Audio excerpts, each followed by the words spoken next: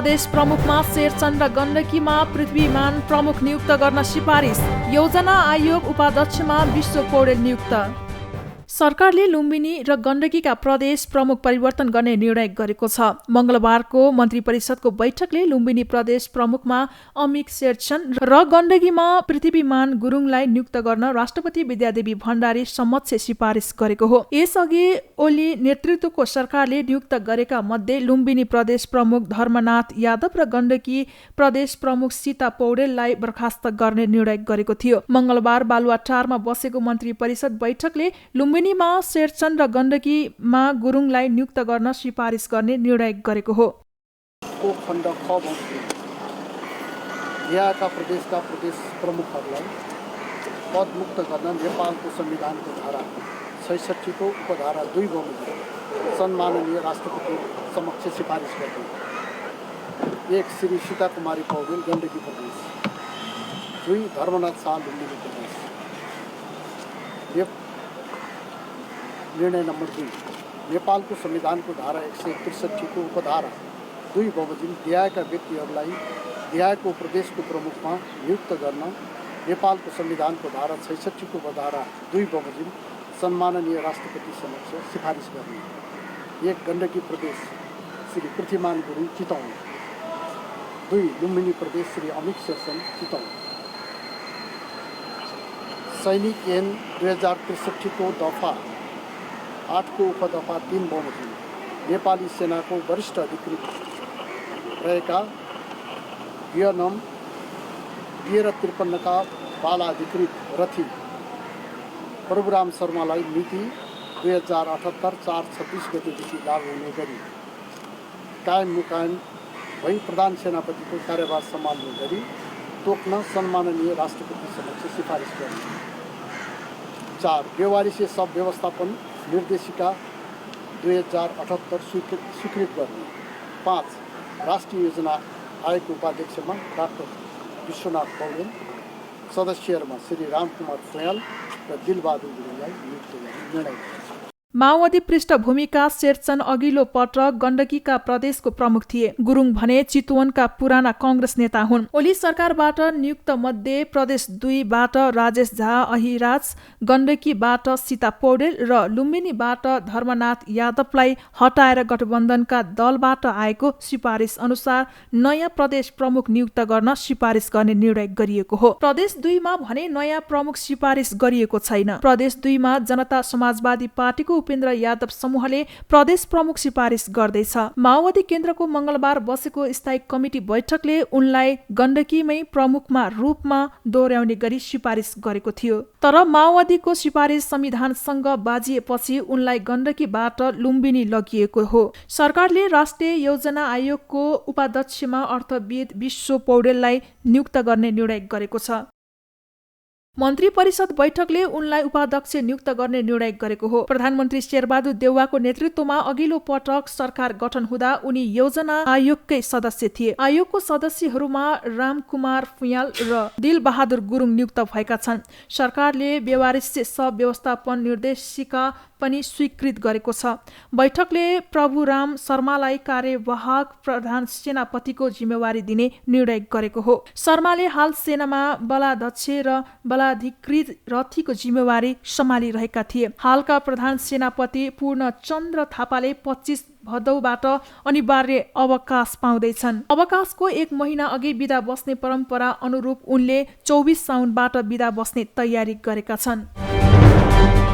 वरिष्ठ चिकित्सक गोविन्द केसीले नवनियुक्त स्वास्थ्य राज्यमन्त्री उमेश श्रेष्ठलाई तत्काल पदमुक्त गर्न प्रधानमन्त्रीसँग माग गरेका छन्। प्रधानमन्त्री शेरबहादुर देउवालाई मंगलबार 6 बुँदे खबरदारी पत्र लेख्दै केसीले श्रेष्ठलाई पदमुक्त गर्न माग गरेका हुन्। नवनियुक्त स्वास्थ्य राज्यमन्त्रीले या त स्वास्थ्य र शिक्षा क्षेत्रमा रहेको आफ्नो सारा लगानीबाट तत्काल अलग हटेर स्वार्थको द्वन्द्व हुने अवस्था अन्त गर्नुपर्ने, नभए पदमुक्त गरिनुपर्ने केसीको विज्ञप्तिमा उल्लेख छ। केसीले व्यापारी वा व्यवसायीहरूले नेता 3 का परिवारका सदस्यलाई चोर बाटोबाट सांसद र मन्त्री हुने, सार्वजनिक संस्थाहरू डुबाउने, आफ्नो व्यवसायको हित हुने गरी कानून बनाएर नीतिगत भ्रष्टाचार गर्ने अवस्था कहिले नआओस् भनेर विज्ञप्तिमा उल्लेख गरेका छन्। केसीले बीपी कोइराला स्वास्थ्य विज्ञान प्रतिष्ठान धरानमा हाल चलिरहेको आन्दोलनका सबै माग पूरा गरेर संस्था सुधारलाई अघि बढाउन माग गरेका छन्। त्यसका लागि जालसाजी र भ्रष्टाचार प्रमाणित भएका पदाधिकारीहरूलाई तत्काल पदमुक्त गर्न माग गरेका छन्।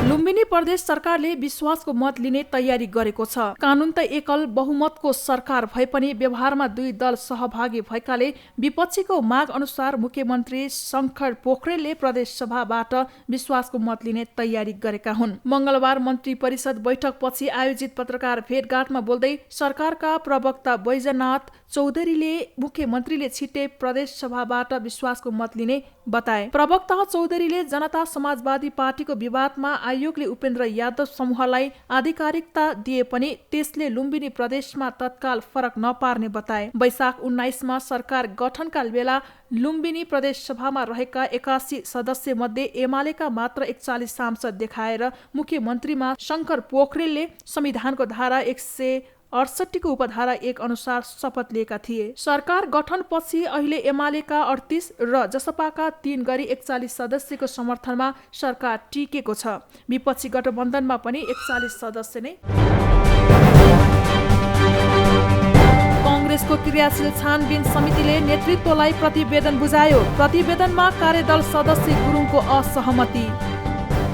नेपाली कांग्रेसको क्रियाशील सदस्यता छानबिन समितिले आफ्नो प्रतिवेदन बुझाएको छ। पार्टीको क्रियाशील सदस्यताको व्यवस्थापन र त्यस सम्बन्धमा आएका उजुरी र गुनासो सम्बोधन गर्न गठित छानबिन समितिले मंगलबार पार्टीका पदाधिकारी तथा पूर्व पदाधिकारीको उपस्थितिमा सभापति शेरबहादुर देउवालाई आफूले तयार पारेको प्रतिवेदन बुझाएको हो। पार्टीको क्रियाशील सदस्यताको व्यवस्थापन र त्यस सम्बन्धमा आएका उजुरी र गुनासोहरूलाई सम्बोधन गर्न आफू नेतृत्वको छानबिन समितिले तयार पारेको प्रतिवेदन सभापति देउवालाई बुझाइएको समितिका संयोजक रमेश लेखकले जानकारी दिए। उनले केही निर्वाचन क्षेत्रमा देखिएको समस्या र अरू पार्टीबाट प्रवेश गरेकाहरूको क्रियाशील सदस्यता छानबिन टुङ्गो लगाउन नसकिएको उल्लेख गर्दै ती विवाद टुङ्गो लगाउने जिम्मेवारी पार्टी नेतृत्वलाई दिएको पनि स्पष्ट पारे। केन्द्रीय सभापतिजी, केन्द्रीय पदाधिकारी, पूर्व पदाधिकारी, नेताहरू समक्ष हामीले सभापतिजीलाई आफ्नो समितिको प्रतिवेदन बुझाएका छौँ। हामीले 77 वटै जिल्लाको क्रियाशील सदस्यताको नवीकरणतर्फ टुङ्ग्याएका छौँ र नयाँतर्फ 75 जिल्लामा हामीले प्रवेश गरेर टुङ्ग्याएका छौँ। क्रियाशील सदस्यताको अधिकांश काम टुङ्गिसकेका स्थिति छ। 2-3 वटा विषयहरू हामीले हाम्रो समितिमा टुङ्गिन नसकेको कारणले केन्द्रीय नेतृत्व समक्ष प्रस्तुत गरेका छौँ। यता समितिका सदस्य कल्याण गुरुङले भने समितिको प्रतिवेदनमा फरक मत राखे। केन्द्रीय कार्य समितिले बनाएको मापदण्ड विपरीत छानबिन समितिले प्रतिवेदन तयार पारेकाले यसमा आफूले लिखित असहमति जनाएको उनले प्रतिक्रिया दिए। त्यो म्यान्डेट प्राप्त गर्दाखेरि हामीले 6743 वडाका निर्णयका प्रतिलिपिहरू हामीलाई चाहिन्थ्यो। त्यसै गरेर 753 स्थानीय तहका निर्णयका प्रतिलिपिहरू चाहिन्थ्यो। 330 प्रदेश सभाका निर्णयका प्रतिलिपिहरू चाहिन्थे। 165 प्रतिनिधि सभा निर्वाचन क्षेत्रका निर्णयका प्रतिलिपिहरू चाहिन्थे। 77 वटा जिल्ला कार्य समितिका निर्णयका प्रतिलिपिहरू चाहिन्थे। तर ती कुनै पनि निर्णयका प्रमाणित प्रतिलिपिहरू बगैर केवल उजुरीको आधारमा मात्रै जसरी निर्णयहरू भए ती निर्णयहरूप्रति मैले पूर्ण रूपले असहमति राखेको छु। किनकि कुनै पनि छानबिन समितिले गरेको निर्णयलाई वैधानिकता प्राप्त गर्नको निम्ति डकुमेन्टहरू आवश्यक हुन्छ र डकुमेन्टको आधारमा मात्रै छानबिन समितिलाई निर्णय गर्नुपर्छ। डकुमेन्ट बिना गरिएको निर्णयहरूले अब के अर्थ राख्छ, के महत्त्व राख्छ, त्यो चाहिँ प्रश्नवाचक चिन्ह रहेकोले मैले नोट अफ डिसेन्ट लेखेँ। रमेश लेखक नेतृत्वको समितिले प्रतिवेदन बुझाएसँगै तल्लो तहको अधिवेशनको कामलाई सुरु गर्ने कांग्रेस नेतृत्वको तयारी छ। पार्टी केन्द्रीय कार्य समितिले सो प्रतिवेदन अनुमोदन गरेपछि पार्टीको आसन्न 14औं महाधिवेशनका लागि तल्लो तहको अधिवेशनको काम अघि बढ्ने नेता लेखकले बताए। जसपाको महन्त पक्ष मंगलबारको संसद बैठकमा अनुपस्थित। उपेन्द्र यादव समूह भने देउवा नेतृत्वको सरकारमा जाने तयारीमा।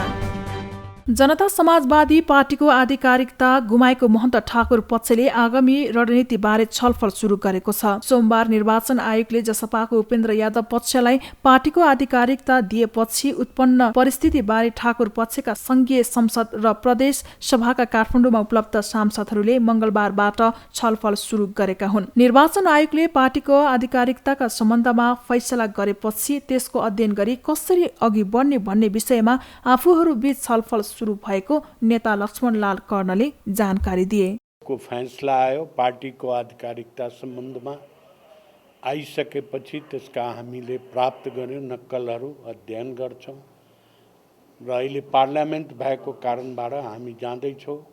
फेरि दिउँसो हामी पार्टीमा बस्छौं, यस विषयमा छलफल गर्छौं। कुन बाटोबाट जाने, कसरी जाने त्यो विषयमा छलफल गर्छौं। ठाकुर पक्षले शेरबहादुर देउवा नेतृत्वको सरकारले भने नजाने स्पष्ट पारेको छ। अहिले हामी गइराखेका छैनौं। हामी समर्थन गरेका थियौं, विपक्षमा बसेका छौं, अहिले पनि विपक्षमा बस्छौं। अहिलेसम्म त निर्वाचन आयोगले फोडी नै दिया हो, आगामी अवस्थामा हेरौँ के हुन्छ। ठाकुर पक्षले निर्वाचन आयोगले आफ्नो पार्टी फुटाइदिएको आरोप लगाउँदै आएको छ। सोमबार 51 जना केन्द्रीय कार्यकारिणी समितिका सदस्यहरूमध्ये 34 जनाको समर्थन रहेपछि निर्वाचन आयोगले उपेन्द्र यादव पक्षलाई पार्टीको आधिकारिकता दिएको थियो। नेपालमा कोरोना भाइरस संक्रमण पूर्ण फैलियो। एकै दिन झण्डै 4000मा संक्रमण, थप 20 जनाको मृत्यु।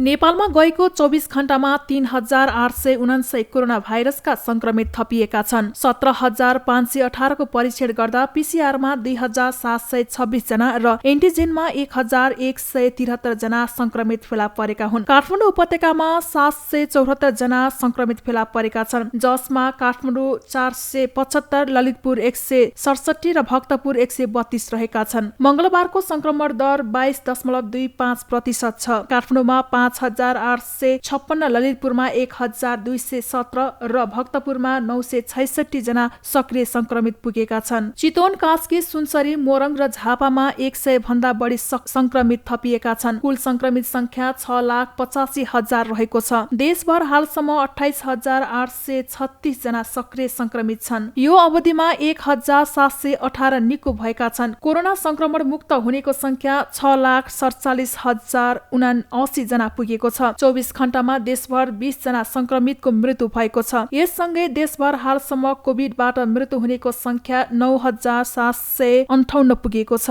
मृत्यु दर पनि बढेर 1.42% पुगेको छ। 14,57,000ले पूर्ण डोज खोप लगाएका छन्।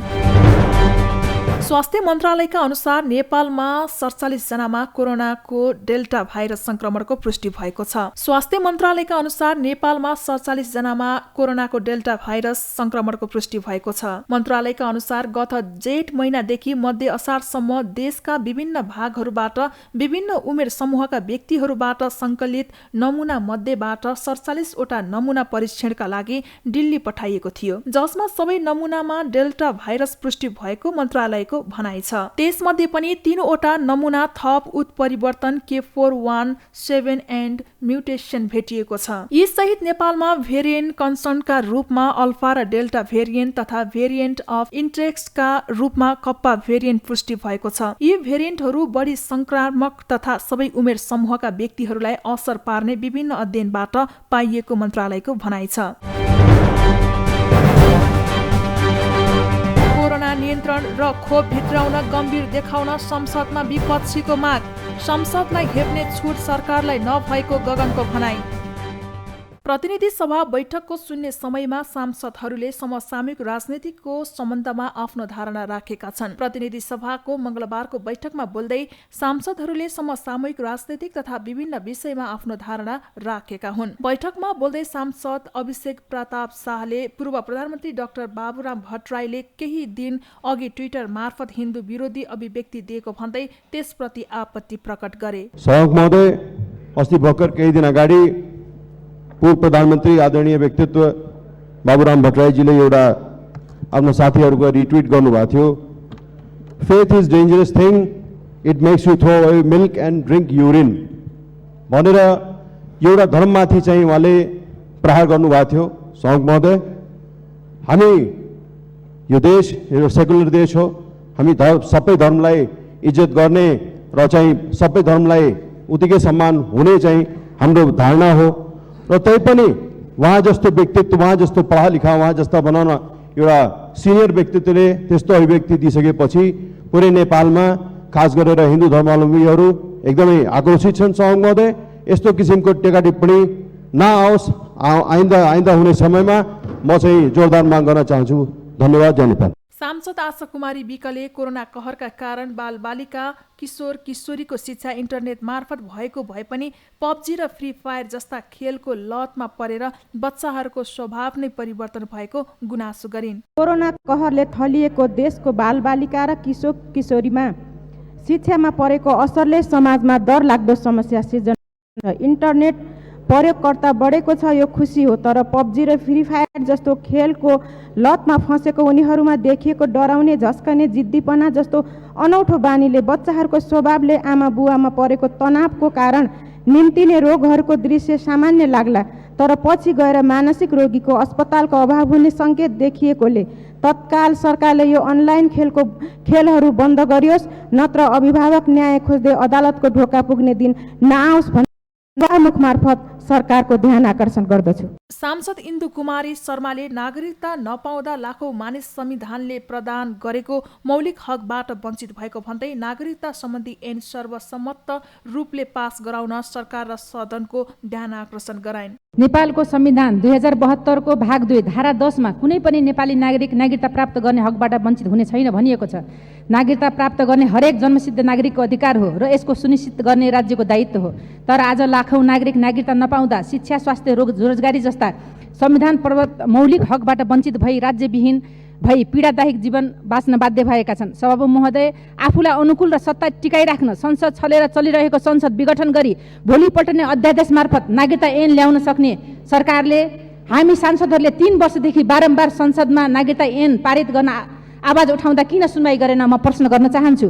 सभापति महोदय, तसर्थ आम जनताको भाग्य र भविष्यसँग खेलबाड गर्न बन्द गरियोस् र राज्य व्यवस्था समितिले 2077 साल असार 9 गते यो सम्मानित सदनमा पेश गरेको नागरिकता ऐन छिटोभन्दा छिटो सर्वसम्मतिले पारित सभामुख मार्फत यो गरिमामय संसद र सरकारको ध्यान आकर्षण गराउन चाहन्छु। धन्यवाद। सांसद उमा रेग्मीले भौतिक मन्त्रालय मार्फत हुने विकास निर्माणको काममा आर्थिक दुरुपयोग पनि हुने गरेको भन्दै आगामी दिनमा 50 लाख भन्दा कम रकमका योजनाहरू टेन्डर प्रक्रिया बिना नै सहज रूपले उपभोक्ता समिति मार्फत काम गर्न दिनुपर्ने बताइन्। सम्मानीय सभामुख महोदय, यो भौतिक मन्त्रालय अन्तर्गत का साना 50 लाख भन्दा कमीका रोडहरू अहिले असारे बजेटको हिसाबमा लथालिङ्ग र त्यो चाहिँ अत्यन्तै दुरुपयोगको अवस्थामा छन्। अब हामीले चाहिँ कानुन पास गर्दा 50 लाख भन्दा मुनिका योजनाहरू टेन्डरको झन्झट प्रक्रिया नगरिकन उपभोक्ता समितिलाई मात्रै सम्बन्धित निकायको म ध्यान आकर्षण गर्न चाहन्छु। धन्यवाद।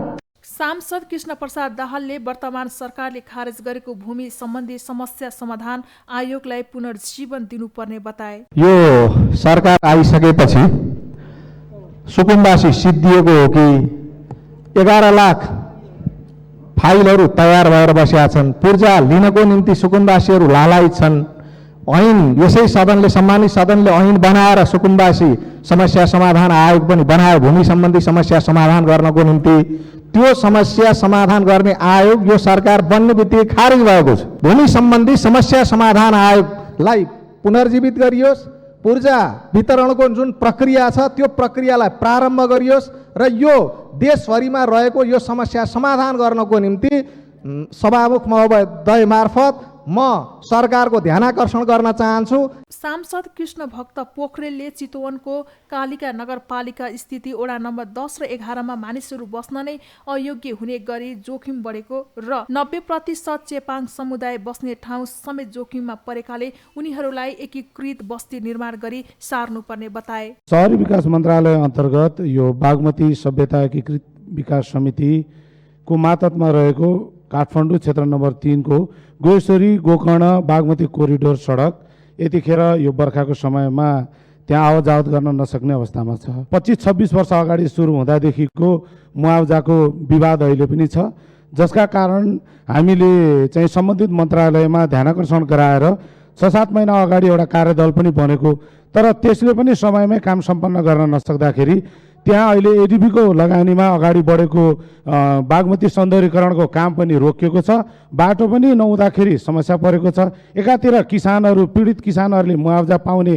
त्यो काम पनि हुन सकेको छैन भने अर्कोतिर त्यसका कारणले त्यहाँ निर्माणका अरू कामहरू रोकिँदाखेरि ज्यादा नै कठिनाइ भएकोले म सम्बन्धित निकायको शून्य समयमा बोल्दै अन्य सांसदहरूले सरकारले कोभिड-19 विरुद्धको खोपलाई प्राथमिकतामा राखेर खोप दिने प्रक्रिया पनि अगाडि बढाउनु पर्ने बताउनु भयो भने समसामयिक विभिन्न विषयमा आफ्नो धारणा राखेका थिए।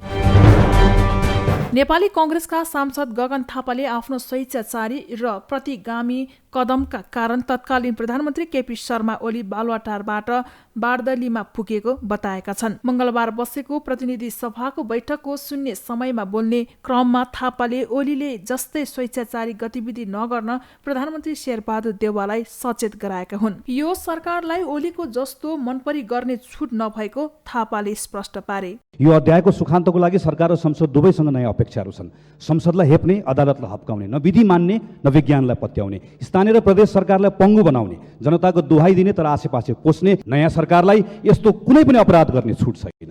यस्तो हुन नदिएर संसदले पनि संकल्प गर्नुपर्नेछ। न त यो संसदलाई व्यवस्था गर्न दिइनेछ, न त कामविहीन बनाउन, न त मनमानी ढङ्गले स्थगित गर्न दिइनेछ, न त छल्न। यो संसद सरकारसँग डराउने होइन, सांसदको प्रश्नसँग, संसदको निगरानीसँग। परीक्षा प्रधानमन्त्रीको मात्र होइन, सभामुख महोदय, सभामुखको पनि छ। यो संसद जोगाउन लाग्ने हामी प्रत्येक सांसदको छ। संविधानको धाराले प्रतिनिधि सभा पुनर्स्थापना भयो अनि सांसदको अधिकारले सरकार। अब सभामुख र हाम्रो कर्मले संसद र संविधानप्रति गुमेको जनविश्वासलाई पुनर्स्थापित गर्नुपर्नेछ। प्रधानमन्त्री देउवाले ओलीले जस्तो जनताको आदेश विपरीत मनपरी गर्दा स्वेच्छाचारी कदम चाल्न नपाउने र संसदसँग डराउनु पर्ने थापाले उल्लेख गरे। सरकारलाई संसदले खबरदारी गरिरहनु पर्ने उनको भनाइ छ। अहिले देउवाको मात्रै नभएर सभामुख अग्नि सापकोटाको पनि परीक्षणको समय रहेको उनले बताए। जनता समाजवादी पार्टी नेपालले 1,90,000 भन्दा बढी नागरिकका सन्तानले तराई मधेसमा नागरिकता पाउन नसकेको भन्दै आपत्ति जनाएको छ। मंगलबार प्रतिनिधि सभा बैठकमा विशेष समय लिएर बोल्दै जसपाका नेता प्रमोद शाहले अंकीकृत नागरिकता पाएका 1,90,000 भन्दा नागरिकका सन्तानले तराई मधेसमा नागरिकता पाउन नसकेकोमा आपत्ति जनाउँदै उनीहरूलाई तत्काल नागरिकताको व्यवस्था हुने गरी कानून निर्माण गर्न सरकारसँग माग गरे। संविधानले सबै नागरिकले नागरिकता पाउनै पर्ने व्यवस्था गरे पनि त्यस अनुसार कानून बनाउन सरकार गम्भीर नभएको आरोप लगाए। हामी यति गैर जिम्मेवारी पूर्ण हामी अवस्थामा पुगेका छौं कि आफ्नै देशको 1,90,000 जति व्यक्तिले नागरिकता पाएको सन्तानको छोराछोरीलाई हामीले नागरिकता नदिने, के त्यसलाई गैर नागरिक बनाएर राख्ने, एउटा ठूलो प्रश्न उब्जिएको छ। सभामुख महोदय, मेरो आग्रह छ सबैजना सर्वसम्मतले नागरिकता जो सहज रूपमा, जो संवैधानिक हो, संविधानको धारा 10 को 1 मा नागरिक गैर नागरिक भएर बस्ने अवस्था छैन भनेर उल्लेख गरेको छ। सभामुख महोदय, संविधानलाई हामी मान्ने कि नमान्ने, संविधानमा भएका कुरा हामी उल्लेख गर्ने कि नगर्ने, संविधानले दिएको अधिकारलाई हामी लिपिबद्ध गरेर कानून बनाउने कि नबनाउने। नेता शाहले नागरिकता दिने विषयमा राज्य गैर जिम्मेवार बन्न नमिल्ने उल्लेख गर्दै नागरिकता दिने विषयमा उठेका गम्भीर प्रश्नको जवाब तत्काल दिनुपर्ने बताए। उनले वैवाहिक अंगीकृतलाई नागरिकता दिन 7 वर्ष उमेर हद राख्न नहुने अडान पनि राखे। राष्ट्रिय सभा सदस्य डाक्टर बिमला राई पौडेलले संविधानको प्रावधानमा अस्पष्टता भएको बताएकी छिन्। प्रतिनिधि सभा विघटनको सवालमा अदालतमा भएको लामो बहस कानून व्यवसायीले गरेका बहसहरू हेर्दा संविधानको प्रावधानमा थुप्रै अस्पष्टता रहेको बताए। उनले सर्वोच्चको 165 पृष्ठ लामो व्याख्या सहितको प्रतिवेदन आएकोबाट संविधानको प्रावधानमा धेरै अस्पष्टता र विरोधाभास भएको पनि बताइन्। विरोधाभासलाई व्याख्या गर्दै यसलाई समृद्ध बनाउनु पर्ने र सुदृढ गर्नुपर्ने आवश्यकता रहेको उनले बताइन्। संविधान कार्यान्वयनको पहिलो चरणमै रहेको भन्दै उहाँले 5 वर्षमा संविधान कार्यान्वयन गर्दै जाँदा यस्ता धेरै अस्पष्टता आउने भएकोले यसमा काम गर्नुपर्ने उनको भनाइ छ। एकजना नागरिक हुँ जसले चाहिँ यो संविधान विश्वमै उत्कृष्ट छ भनेर एकदम चौडा छाती फुलाएर हिँड्ने र डिफेन्ड गर्ने यस्ता म जस्ता थुप्रै हामी छौँ यहाँ। म एकजना हो। तर संविधानको प्रावधानमा केही अस्पष्टता छन्, व्याख्या चाहिन्छ भन्ने कुरा यसपालिको हाम्रो राजनीतिक परिघटनाले देखाएको छ। प्रतिनिधि सभा विघटनको सवालमा अदालतमा भएको लामो बहस, थुप्रै कानुन व्यवसायीहरूले गरेका पक्ष र विपक्षमा गरेका चाहिँ बहसहरू हेर्दाखेरि र सर्वोच्च अदालतबाट 165 पृष्ठ लामो व्याख्या सहितको प्रतिवेदन आउँदाखेरि यसले प्रष्ट देखाउँछ संविधानमा हाम्रा धेरै प्रावधानहरू छन् जसमा अस्पष्टता छ, विरोधाभास छ। हामीले यो व्याख्या, यो विरोधाभास गरेर व्याख्या गर्दै यसलाई समृद्ध बनाउनु पर्ने, सुदृढ गर्नुपर्ने आवश्यकता छ। हामी संविधान कार्यान्वयनको पहिलो चरणमै छौँ, 5 वर्ष हुँदैछ। हामी यो पहिलो चरणमै छौँ। अझै यसको कार्यान्वयन गर्दै जाँदाखेरि थुप्रै यस्ता अस्पष्ट प्रावधानहरू आउन सक्छन्, त्यसमा हामीले काम गर्नुपर्छ। मेरो बुझाइ यो छ। नले दलको व्हिप लाग्ने नलाग्ने भन्नेमा रेस्ट्रोपेट्रिक भन्ने रुलिङ भइसकेको कुरामा लाग्ने हो कि अब हुने कुरामा लाग्ने हो भन्ने कुराको सर्वोच्च अदालतले जवाफ दिनुपर्ने बताए। दलको व्हिप लाग्ने नलाग्नेमा यो रेस्ट्रोस्पेक्टिभ भन्दो रहेछ रुलिङ भनेको भइसकेको कुरामा रुलिङ लाग्ने हो कि अब हुने कुरामा रुलिङ लाग्ने हो। यसमा सर्वोच्च अदालत आफू त क्लियर होला, तर यसको व्याख्यामा पनि फरक छ, विविधता छ, त्यसमा पनि जवाफ चाहिन्छ। यसले गर्दाखेरि म के चाहिँ यहाँ प्रपोज गर्न चाहन्छु भनेदेखि यो विषयमा, यो प्रतिवेदनमा व्यापक छलफल होस् र छलफल दलको कानुन व्यवसायीहरूबाट होइन, छलफल अब प्रोफेसरहरूबाट, कानुन विज्ञहरूबाट, इन्डिपेन्डेन्ट समूहहरूबाट यो प्रतिवेदनमा छलफल होस्, यो प्रतिवेदनमा व्याख्या होस् र यो प्रतिवेदनको राम्रोसँग एउटा चाहिँ यो भोलि यो प्रतिवेदनका कुन कुन कुराहरू नजिर बन्न सक्छन्, कुन कुन कुराहरू नजिर बन्न सक्दैनन् भन्ने कुरा निर्क्योल गरियोस्। र यो गर्नको लागि यो प्रतिनिधि सभाले त गर्छ कि गर्दैन, किनभने उहाँहरूसँगै जोडिएको कुरा हो। राष्ट्रिय सभाले एउटा छुट्टै समिति बनाएर यो कुराको अध्ययन गरोस्, विश्लेषण गरोस् भनेर पनि मैले यहाँ अनुरोध गर्न चाहन्छु। यो प्रतिवेदनमा दलको कानुन व्यवसायीहरूबाट नभएर प्रोफेसरहरूबाट, कानुन विज्ञहरूबाट, इन्डिपेन्डेन्ट समूहहरूबाट व्यापक छलफल गर्नुपर्ने माग राखिन्। बलात्कार मुद्दामा पूर्व सभामुख महराले पाए सफाई, पूर्ण सक्रिय राजनीतिमा फर्कने सम्भावना। पूर्व सभामुख कृष्ण बहादुर महराले बलात्कार सम्बन्धी मुद्दामा उच्च अदालत पाटनबाट पनि सफाई पाएका छन्। मंगलबार न्यायाधीश माधव प्रसाद पोखरेल र विमल सुवेदीको संयुक्त इजलासले जिल्ला अदालत काठमाडौँको फैसलालाई सदर गरिदिएको हो। 2075 असोज 12 गते राति महराले बलात्कार प्रयास गरेको भन्दै संसद सचिवालयकी कर्मचारी रोशनी शाहीले प्रहरीलाई बताएपछि सरकारी वकिल कार्यालयले महरा विरुद्ध जबरजस्ती करणी सम्बन्धी मुद्दा चलाएको थियो। बलात्कार प्रयास आरोपमा 19 असोजमा पक्राउ परेका महरालाई जिल्ला अदालत काठमाडौँले पूर्व पक्षका लागि थुनामा पठाएको थियो। सोही आरोपका कारण महराको सभामुख पद खोसिएको थियो। तर पछि पीडित महिलाले जिल्ला अदालतमा उपस्थित भएर महराले बलात्कार नगरेको बयान दिएकी थिइन्। त्यसपछि जिल्ला अदालतले महरालाई सफाई दिएको थियो। 2075 पुस 3 गते महरालाई थुनामा राख्ने जिल्ला अदालतको आदेश उच्च अदालतले सदर गरेको थियो। र टोकियो ओलम्पिकमा नेपालका एलेक्स शाहले राष्ट्रिय कीर्तिमान बनाए। सेमिफाइनलमा भने स्थान बनाउन सकेनन्। टोकियो ओलम्पिक 2020मा नेपालको प्रतिनिधित्व गरेका एलेक्जेन्डर शाहले पौडीमा राष्ट्रिय कीर्तिमान बनाएका छन्। मंगलबार टोकियो एक्वेटिक सेन्टरमा शाहले पुरुषतर्फको 100 मिटर फ्री स्टाइलमा राष्ट्रिय कीर्तिमान बनाएका हुन्। हिट चरणमा शाहले 53.41 सेकेन्डको समय निकाल्दै राष्ट्रिय कीर्तिमानमा सुधार गरेका हुन्। यसअघि शाहको नाममा 55.38 सेकेन्डको राष्ट्रिय कीर्तिमान रहेको थियो। टोकियो ओलम्पिकमा पौडीमा पुरुषतर्फ शाह र महिलातर्फ गौरीका सिंह गरी नेपालका 2 खेलाडीले सहभागी छन्। गौरीकाले बुधबार 100 मिटर फ्री स्टाइलमा प्रतिस्पर्धा गर्दैछन्। टोकियो ओलम्पिकमा पौडीमा पुरुषतर्फ शाह र महिलातर्फ गौरीका सिंह गरी नेपालका 2 खेलाडीको सहभागी छन्। गौरीकाले बुधबार 100 मिटर फ्री स्टाइलमा प्रतिस्पर्धा गर्दैछिन्।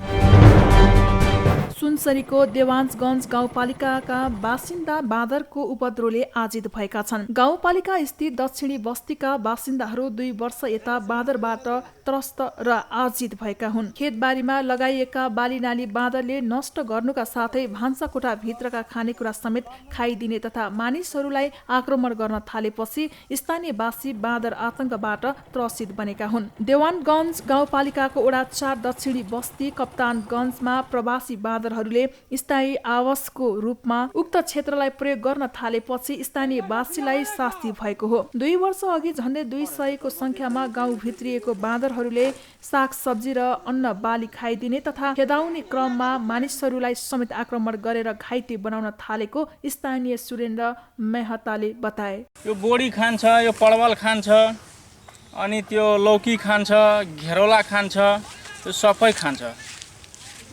यो आधी खान्छ, आधी त्यो तोडेर तल झार्दिन्छ। त्यो आधी खान्छ, आधी झार्छ। त्यस्तै काम हो बाँदरको। बाँदरले यति बेला खेतमा लगाइएका बाली मात्र नष्ट गरेका छैनन्, स्थानीयको भान्सामा पसेर पकाइएका खानेकुराहरू समेत खाइदिने र आक्रमण गर्ने गरेको कप्तानगञ्जका 70 वर्षीय मुर्गालाल महताले बताए। आँगनमा सुकाएका लुगा फाटो च्यातिदिने र मानिसहरूलाई चिथोरेर घाइते बनाउने समेत गरेको उनले बताए। घर में रोटी भात कुछ नहीं रह दै छै, सब चीज खाए छै। नोच पर आब दोगे छै, धिया पुता सियानो दोगे छै, सब पर दोगे छै। नोच हमरो नोच नहीं देलकै रैठा, देगुलिया नोच नहीं देलकै।